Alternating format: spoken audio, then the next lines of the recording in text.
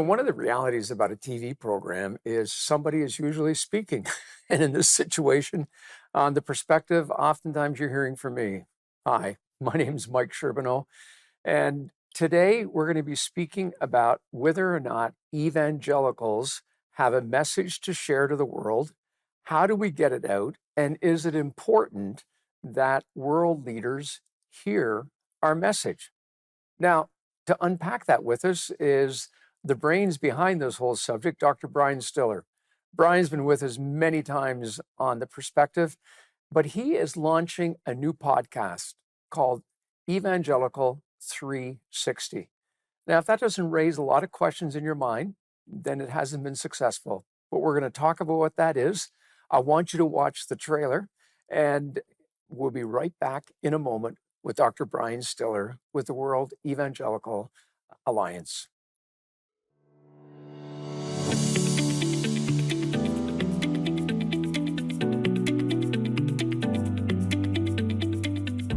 Hello and welcome. My name is Brian Stiller, Global Ambassador for the World Evangelical Alliance and host of the new podcast, Evangelical 360. Here's the surprise. In a time of increased secularity, faith is on the rise. In just a few decades, the evangelical church has grown from 90 million to over 600 million worldwide. Within this remarkable growth, we find emerging ideas, movements, leaders, amazing stories of faith, internal conflicts, religious persecution, all requiring reflection and response. So what is Evangelical 360? It's a global meeting place where we dive into the contemporary issues impacting Christian life and witness around the world. My guests include leaders, writers, and influencers, all exploring faith from different perspectives and persuasions. And ultimately, my hope is that each person listening will come away informed, encouraged, challenged, and even inspired. Evangelical 360, coming to all your favorite podcast platforms. I hope you will join us.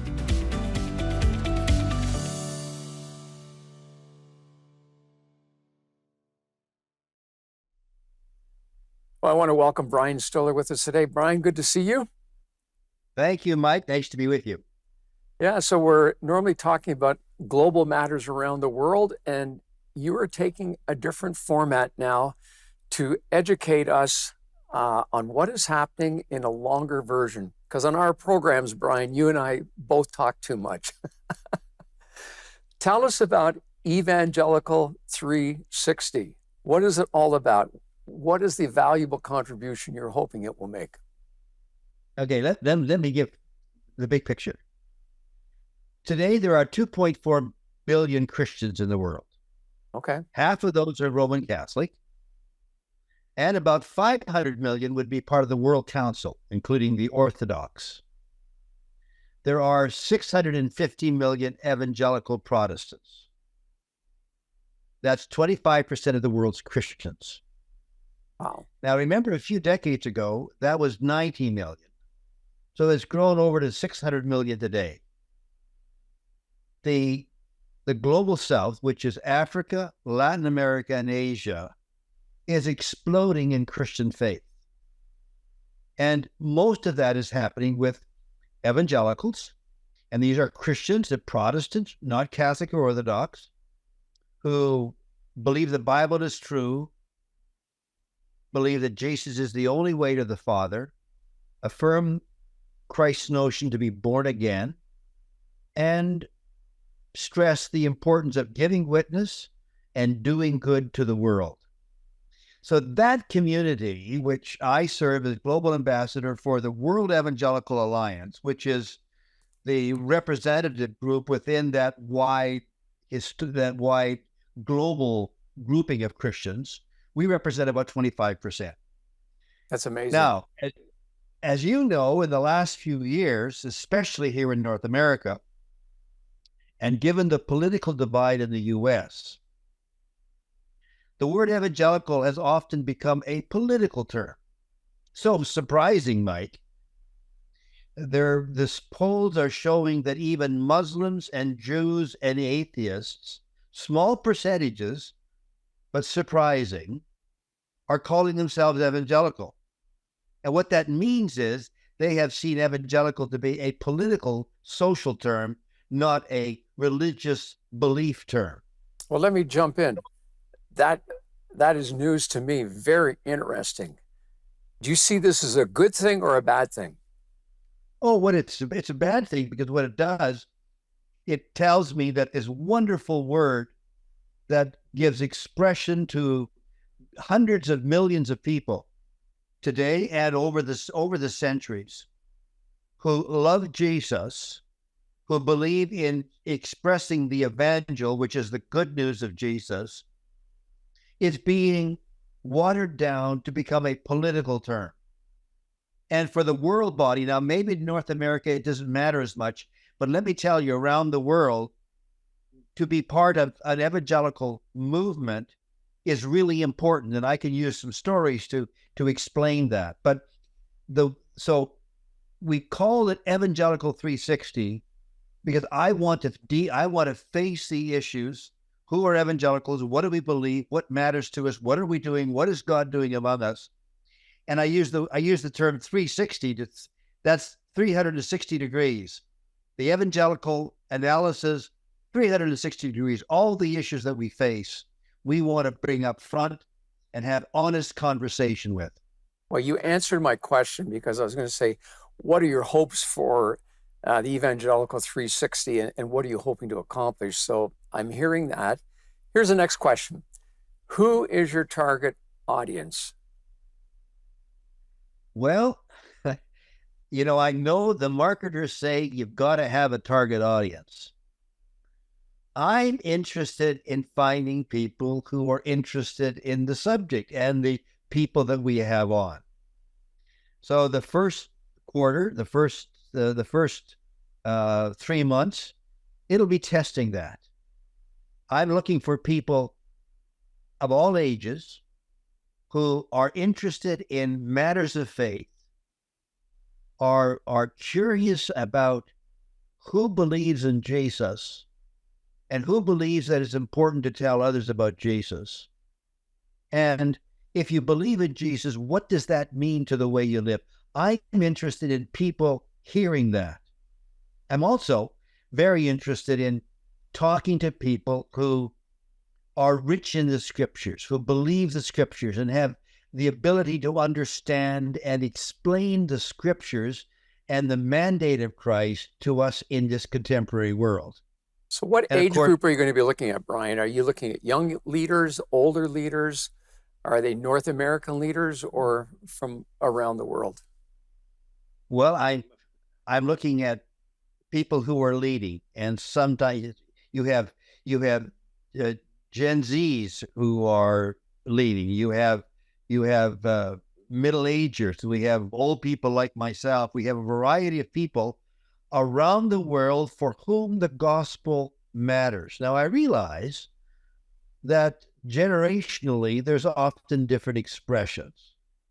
So I'm of an older generation, and I know that some of the language or the metaphors or personalities or music that I would know and like is different to what other generations are.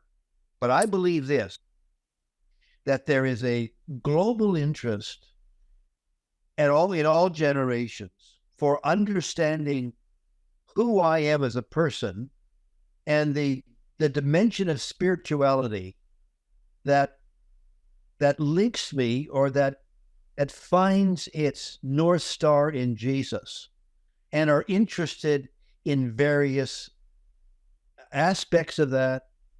People from, I want to hear about Catholics as to how do they follow Christ, because that's of interest to me as an evangelical. It's very interesting. So the audience is for people who are interested in matters of faith and are interested in hearing people on a global platform from around the world talk about how they follow Christ, the struggles that they experience, the experiences of walking in the Spirit and feeling the presence of God in their lives.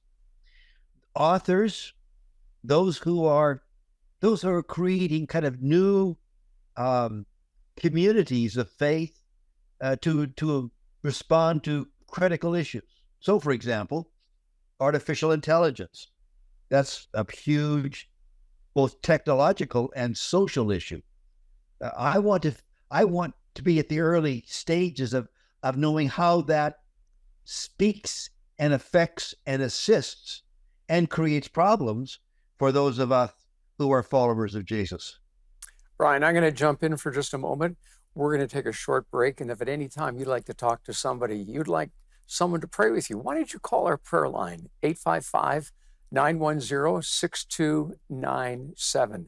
We're going to be back in just a moment with Dr. Brian Stiller as we talk about his new podcast that is airing called Evangelical 360. We'll be right back.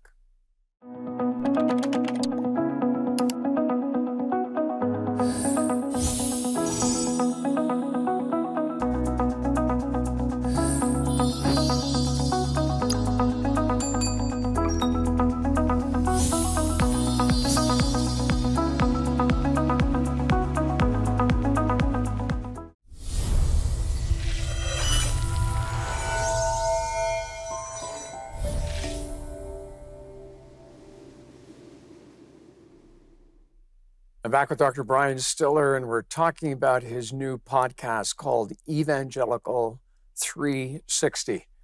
Brian, I have a question for you. Has the word evangelical become too politicized? Well, certainly in North America and primarily the U.S., yes. That doesn't mean, therefore, that it should be terminated or changed. But it is undoubtedly a problem. And I find that there are people who feel that we need to find a new word. Tim Keller had a very good line when he was asked that question. Tim Keller was pastor of the Redeemer, Christ the Redeemer Church in New York. And he was asked that question, and he said, when hundreds of millions of people around the world find that this is the biblical and historical word that gives them connection both to faith and to each other, why should a few Americans decide it shouldn't be that way? So my first response is, I don't want North America to decide for the world. The other thing is, let me use a parallel. So over the last few decades, there's been enormous credibility loss within the Roman Catholic Church because of a variety of things that have been inflicted on people by the priestly order. So you change the name Roman Catholic because you've got some problems with it? No, you deal with the issue at hand. The word evangel is a New Testament word which means the good news of Jesus. So the evangelists of the early church, Paul, an evangelist, he was a person who brought the message of Jesus to the world.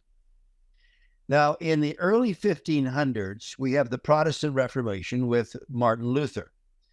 And he called those that left the Catholic Church and formed the Protestant Church. He didn't call themselves Protestants.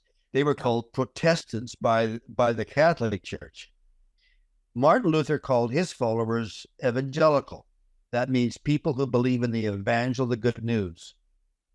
And so over the last 500 years, the Protestant Church has become the carrier of the evangelical message. And over the last 100 years, the dominant part of the Protestant Church are called evangelicals. So it's a deeply rich biblical word. It's very much rooted in our history. And there are, for example, within the American community, most of your African Americans who go to church are evangelical.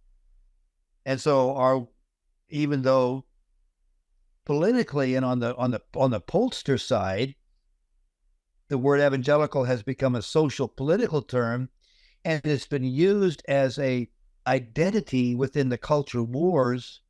That's not going to last forever. So let me jump in here for a second, because I think Mike, you're starting to answer one of my questions. If we talk about younger evangelicals, they're largely uncomfortable with using that descriptive word of themselves. Why do you think that is, and what is your response to them? Well, Tim Alberta wrote a very important book, which he analyzes what in America, why white evangelicals support a particular political party. And so it's become aligned with that. And so young people who are discomforted with getting involved in either the political debate or being identified with one side of the debate, they find that their walk with Christ, they look for something else as a label, as an identity for who they are and what their spiritual interests are. So I understand that. In Canada, that's not the case like it is in the U.S., although we do have that news overflow north of the 49th. Okay. Talk to me about the podcast itself. What are some of the subjects you're going to be dealing with? I know you've already recorded several episodes. Who's coming on? Well, we have our first one will be Dr. Walter Kim. He is president of the National Association of Evangelicals in the U.S., which is the premier association of evangelical denominations. Walter is a Harvard grad, which may surprise some people that the head of an evangelical alliance would be a Harvard grad, but he is. We have Mark Knoll, who is an historian, probably one of the finest historians of the last quarter century. We have Rick Warren, who is pastor of Saddleback and has written the famous book. We have a variety of individuals who speak to specific issues and who talk about their own particular journey of faith, talking about slavery today. So we have the head of the Justice Mission speaking about slavery, and she describes how there's more slavery today than there's ever been in the history of humankind. So it's a variety of subjects. It'll be rich in biblical material. It's theologically oriented. It talks about personal life, how you find Christ in your walk, in your daily walk. So my hope is that it'll be of great interest to many people who are just interested in following Christ, or maybe people who wonder, who are these evangelicals? Are they cultic? Is it a sect? Who are they? They may be interested as well. Well, Brian, God has used you to lead many organizations, to start many initiatives. We have 1 minute left. I'd like you to humor me at least. What was the inspiration behind this? When did you come up with this idea? Because I think it is so timely. What inspired you? I started one a couple of years ago and I didn't like doing it. It wasn't successful and we stopped it. So Joel Gordon, who is on staff with the Evangelical Fellowship in Canada, a marvelous filmmaker, one day he pressed me on it. I talked to Karen Pascal, who she and I were grandparents together, our kids married, and she produced a weekly show I did a few years ago. And in the course of thinking about it, I realized that I had some gifts, I had some contacts, and I had an opportunity. And the Lord said, "Your age doesn't matter. Be Caleb. Go up and conquer another mountain." Love that. Folks, you're listening to Dr. Brian Stiller. His new podcast is called Evangelical 360. Encourage you to watch it. Brian, look forward to having you back on the program again. And next time we're together, would you let me win at golf? I'd appreciate that. I'll do my best. Okay. Have a good loser. Folks, stay with us. We'll be right back.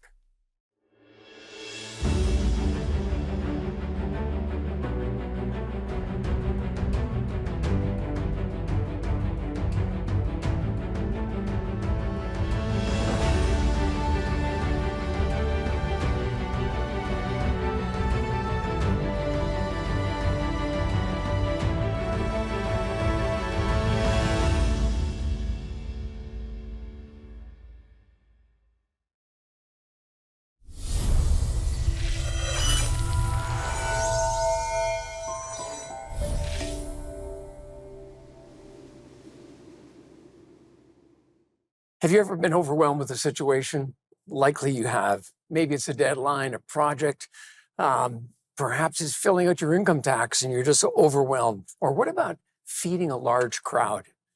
If any of you like to cook, you know what can be involved in trying to deal with the appetites of so many people.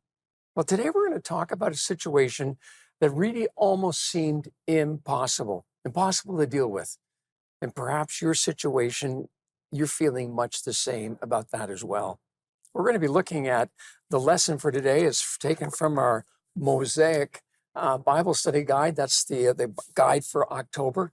If you haven't got a copy, just write me prayer at theperspective.tv and I will send you a copy.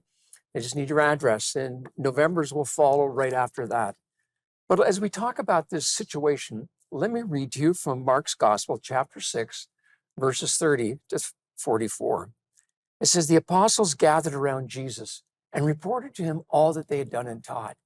And then because so many people were coming and going, they did not even have a chance to eat.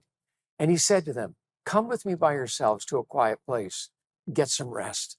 And by this time it was late in the day, so his disciples came to him. Send the people away so that they can go to the surrounding countryside and villages and buy themselves something to eat. But he answered, you give them something to eat. And they said to him, that would take more than a half a year's wages. Are we to go and spend that much on bread and give it to them to eat? And Jesus said, well, how many loaves do you have? And he said, go and see. And when they found out, they said, well, we got 5 loaves and 2 fish. And he took the 5 loaves and the 2 fish, and looking up to heaven, he gave thanks and broke the loaves. And they all ate and were satisfied. And the disciples picked up 12 basketfuls of broken pieces of bread and fish. Wow. The number of the men who had eaten was 5,000. And then you got to count in their wives and their children. Now, let's just think about this together. Imagine Jesus' disciples and the feelings of being overwhelmed from the demands of the crowds of people. Can you identify with that even a little bit? People always wanting more and looking to you to meet those needs. The power of this story is that Jesus reveals their utter inability to handle such a physical need of feeding 5,000 men, women, and children. Just thinking about it is overwhelming people. Have you given some thought to Jesus' comment when he tells the disciples to give the people something to eat? Folks, it's almost preposterous to them because Jesus was asking them to do the impossible. And when you and I come to the place of realizing the impossible, it is then that we provide space for the Lord to do exceedingly above and beyond whatever we could ask or think. Do you think about that? We got to give God space. Now, note the question that Jesus asks. How many loaves do you have?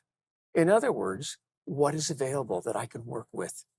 And Jesus continues to prod us with the same line of questions. The beauty of challenging prospects is that it makes us turn to the Lord.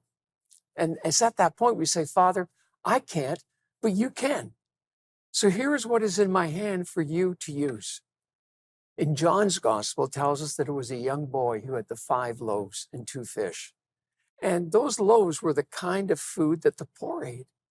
But Jesus took it and he turned it into an incredible feast. What's the takeaway for you and me? Are you to go out and feed 5,000? You know, we have a feeding program at our church in St. Catharines. And as they go to the downtown to the homeless, they often will feed over 300 people a week. And it is mind-boggling how you do that. But to feed 5,000, it's just, I'm going to pull my hair out just thinking about it. But maybe you have a situation and you're pulling your hair out. You're saying there's just no way to do this.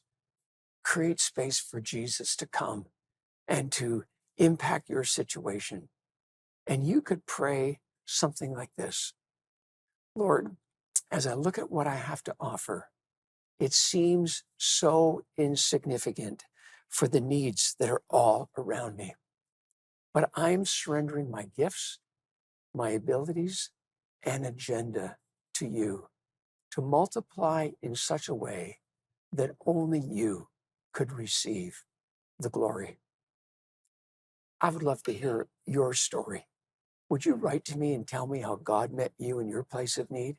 You can write me prayer@theperspective.tv, and I'd be happy to share it online. I won't use your name unless you give me permission. But how cool to share the story of how you've seen God multiply nothing into something in your life.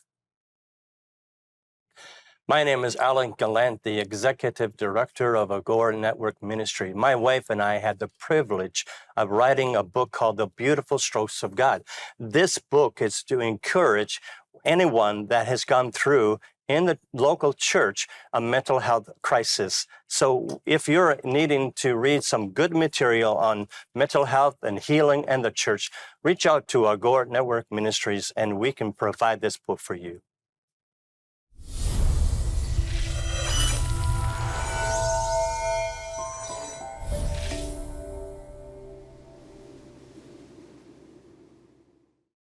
I hope you've enjoyed the perspective today. Love what Brian is doing as he's just believing that God's going to take what he's entrusted to him to use in a way far beyond whatever he could imagine. And the same is true for you. Perhaps it's in the life of just a single individual. That person is important to God. To say, Lord, I'm willing for you to use me to help that individual, to care for them. Or maybe it's to do something even greater. And maybe it's to get a collection of friends together and say, let's address some of the homeless problems in our situation where we live. Maybe it is helping out in a sports program with underprivileged kids. I don't know what it is, but I want to encourage you to take the next step. Why don't you take the next step and just write me, prayer@theperspective.tv. We'd love to send you a copy of our daily devotional. It's what I teach from on the program, and it'll encourage you as you walk with God. If you've never opened your heart up to him, why not just say today, Lord, I want you to be my Savior and Lord. I want you to change my life. And here's the prayer from today's reading that I want to leave with you. Lord, as I look at what I have to offer, it seems so insignificant for the needs around me, but I'm surrendering my gifts, abilities, and agenda to you to multiply in such a way that only you could receive the glory.